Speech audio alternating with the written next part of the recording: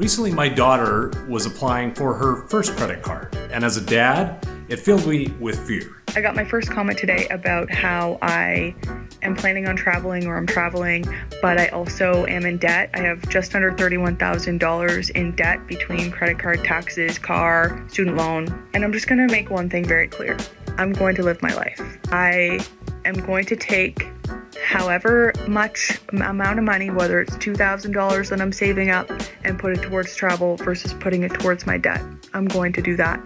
It was also important, I thought, that I have a discussion with her about the importance of paying off that credit card. You see, I told her that credit cards can be the most powerful tool and the most dangerous tool. It can be used for all kinds of purposes, build up your credit rating and be able to purchase things online and a host of other things. But it's also a tool that can get us into real trouble. I'm just gonna lay it out like this.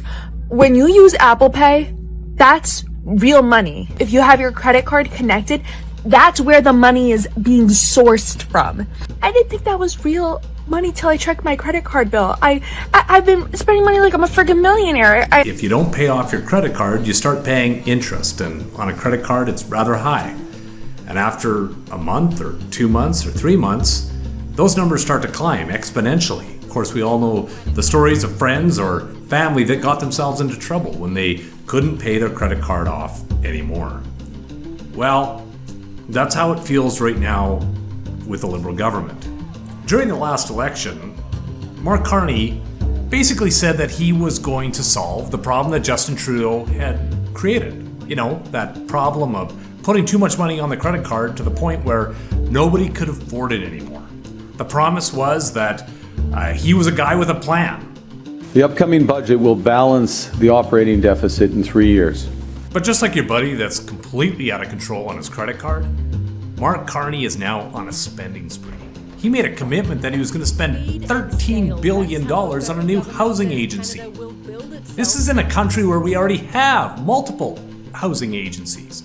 The agency will start with a $13 billion investment, aiming to build 4,000 homes in 6 cities, including Dartmouth, Nova Scotia, Toronto and Edmonton. $13 billion and he's only promising 4,000 houses? That's over $3 million a house. Honey, I'm home. With that kind of spending, you can see why things are completely out of control. And it's not just Conservatives that are raising the alarm bells over this complete out of control spending. Canada's Parliamentary Budget Officer. Now, this is the guy that Mark Carney appointed to oversee federal spending. It's the watchdog to make sure that things don't go out of control. He said that Mark Carney has thrown out any fiscal anchor and that things are completely out of control. It should be very alarming, right? These are, I don't know, I think I used the words in French, which the translators probably got really well, like stupefying, shocking, right? This is not. It's not a funny fiscal outlook. It's a really serious fiscal outlook.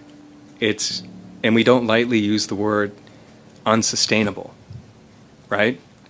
Unsustainable means you don't have the option of saying, maybe I'll wait a couple of years, I'll see how things go. It means if you don't change, this is done, right? And this is even before they've introduced a budget. We now are 3/4 through the fiscal year and don't have a budget. This is 8 months after when a budget would usually be presented. Mark Carney made all kinds of promises, but the speculation is that it's going to be a lot worse than anyone could even imagine. Liberal leader Mark Carney released his platform after the only 2 debates of the campaign concluded. Carney's plan would add $35.2 billion in new spending over next year and a total of $129 billion over the next 4 years.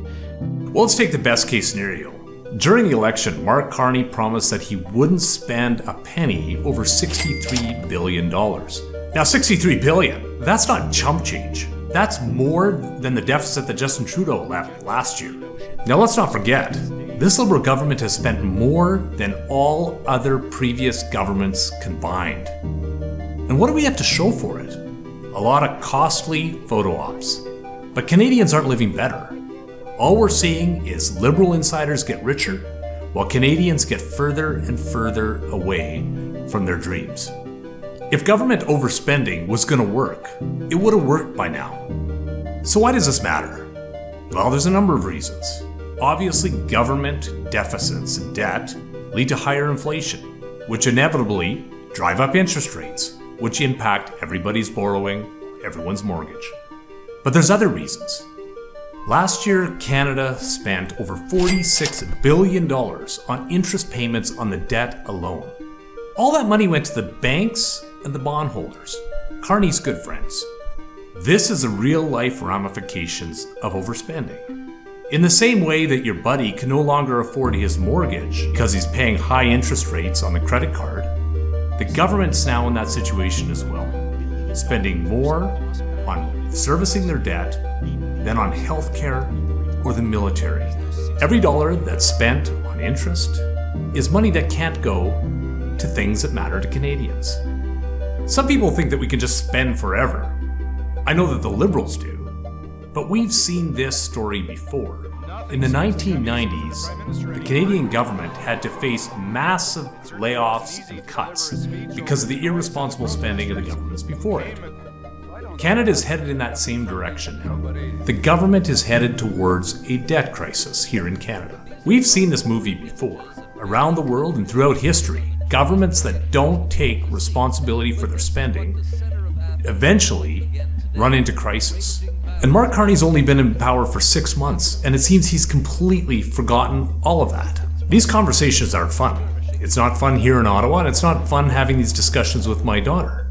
When the spending and the fun is over, the bill has to get paid. And if you don't pay the bill, it's just going to be that much more painful every month that follows. These kind of videos aren't sexy or fun. We're talking about bondholders and credit and debt. They're not fun, but they're necessary. If we don't get our fiscal house in order, we're going to have to make really difficult decisions. For individuals, it could mean cutting up the credit card or cutting a vacation. But when it's the government, it's actually the people that feel the pain even more than the politicians. So we're going to be watching this budget very closely. We know that the Liberals are already trying to spin and do some fancy comms work to claim that this is somehow different types of debt. But debt is debt. And we know that Canadians are going to have to pay for this long after this government is gone. So on November the 4th, when the budget comes, we're going to find out, is Mark Carney really any different than Justin Trudeau?